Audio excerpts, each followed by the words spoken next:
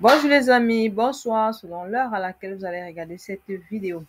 Les amis, aujourd'hui je viens parler de l'ONU. Mais avant de parler de l'ONU, je veux t'inviter à ne pas oublier le meeting de Paris. Parce que le meeting de Paris est un meeting historique. Oui, nous devons être tous à Paris pour pouvoir, n'est-ce pas, donner notre onction au professeur Maurice Kamto. Oui, tous les Camerounais de la diaspora doivent être à Paris pour pouvoir donner leur onction au professeur Maurice Kamto. Parce que c'est le seul choix possible pour le moment. C'est le seul meilleur choix pour les Camerounais actuellement. Oui, nous avons besoin de donner notre onction au professeur Maurice Kamto pour que en octobre, il prenne le flambeau et qu'en octobre, il aille, n'est-ce pas, nous défendre, qu'il aille nous défendre et qu'on puisse, n'est-ce pas, le voter parce que à travers lui, n'est-ce pas, on voit une lueur d'espoir. Chaque Camerounais est accroché à ce jour d'octobre qui viendra et qui n'est-ce pas, marquera la libération de notre peuple, du peuple camerounais meurtri par 42 ans, 43 ans de, de dictature, 43 ans, je peux même pas, en tout cas, de mépris. Moi, je peux même pas appeler ça, de mépris, de condescendance. Parce que en 43 ans, nos dirigeants nous ont appris que le mépris. Ils n'ont fait que nous mépriser. Alors, si tu es nouveau sur cette chaîne, n'oublie pas de liker, de commenter, de partager et, n'est-ce pas, de cliquer sur la cloche de notification pour ne pas rater les prochaines vidéos. Les amis, l'ONU serait-elle devenue un outil de conservation de pouvoir au Cameroun? Ça, c'est la question que moi, je me pose. Et je vous demande aussi d'y penser vraiment, les amis, parce que je pense que le 9 mai, l'ONU a tenu une rencontre secrète il y a eu une rencontre secrète entre l'ONU et l'ECAM. Plus précisément, le conseil de l'ECAM. C'est-à-dire, M. Ekberg, qui est ici, représenté en image, est celui-là à qui on a demandé de dire à l'ECAM est le chef de l'ECAM, à qui on a demandé de publier la liste électorale. Il a refusé, il a dit qu'il n'est pas compétent. Mais aujourd'hui, ils partent signer un partenariat avec l'ONU en disant que maintenant, c'est l'ONU qui est le partenaire technique de l'ECAM.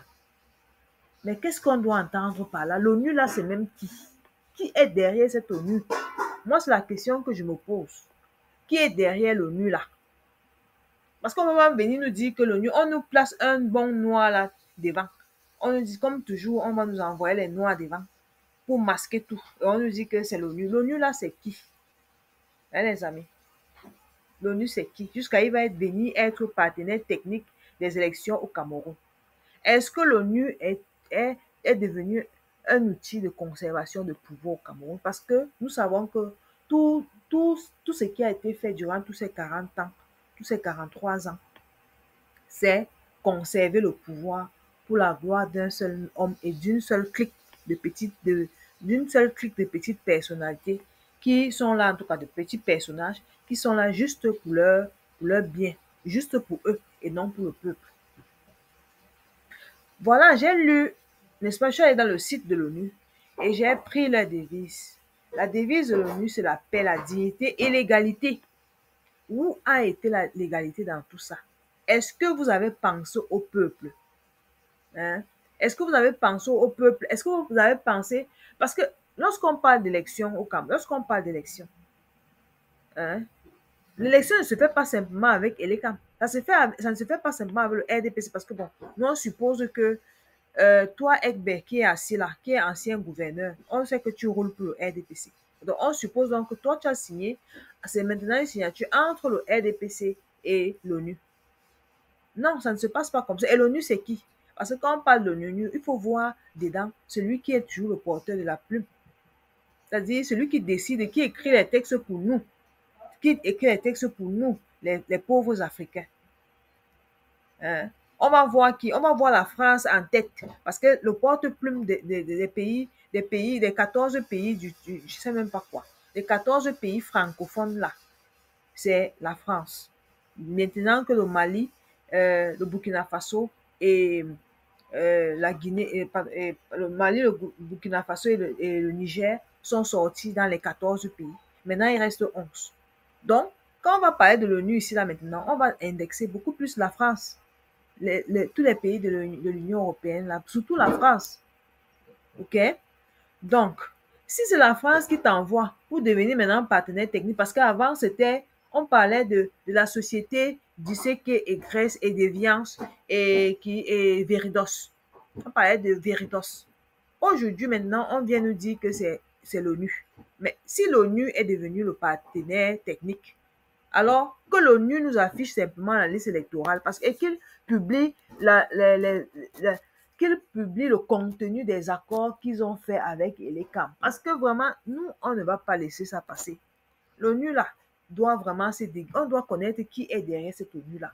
Et si l'ONU, là, veut faire les élections au Cameroun, veut dire qu'il va être... Le Cameroun n'a pas besoin de l'ONU pour faire ses élections. Non, le Cameroun ne manque pas d'argent. Eux-mêmes, ils savent. Ceux-là savent. On donne 13 milliards chaque année je pense que ça va être 13 milliards chaque année à Eleka. Donc, Eleka est capable d'organiser les élections. Chaque année, on lui donne 13 milliards. Et en année électorale, je pense qu'on a juste cet argent-là. Donc, Eleka est capable d'organiser ces élections-là, monsieur l'ONU. Ou monsieur l'ONU, là, c'est qui?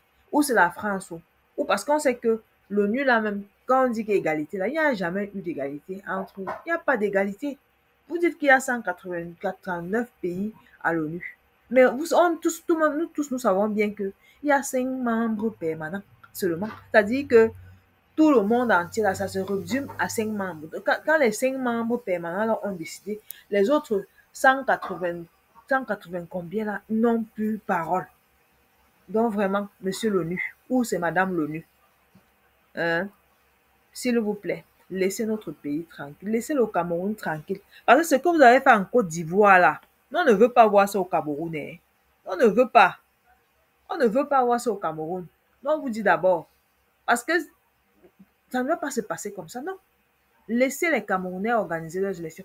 Et si c'est, je ne sais pas, comment il s'appelle encore là, si c'est Philémon Yang qui vous envoie, on sait que c'est le RDPC, si c'est Philémon Yang qui vous envoie, pardon, dites-lui qu'il reste là-bas, on l'a mis là, on l'a porté, on l'a mis là-bas pour qu'il gère sa pensée, qu'il gère sa vie comme ils ont toujours continué, ils ont toujours géré.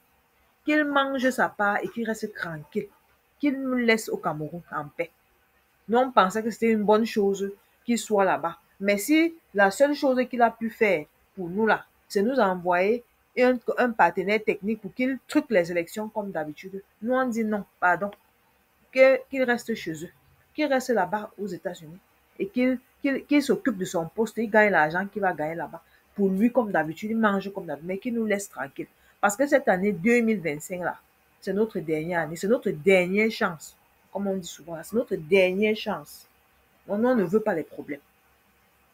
Alors les amis, qu'est-ce que vous-même vous en pensez? Parce que l'ONU ne doit pas venir simplement dans les pays pour mettre le désordre, au lieu de mettre l'ordre. On parle d'égalité, de paix. Mais non, c'est quelle paix? Si vous ne pouvez pas publier même si l'ONU elle-même ne peut pas publier les contenus des accords, hein, ça veut dire qu'il y a quelque chose qui ne marche pas.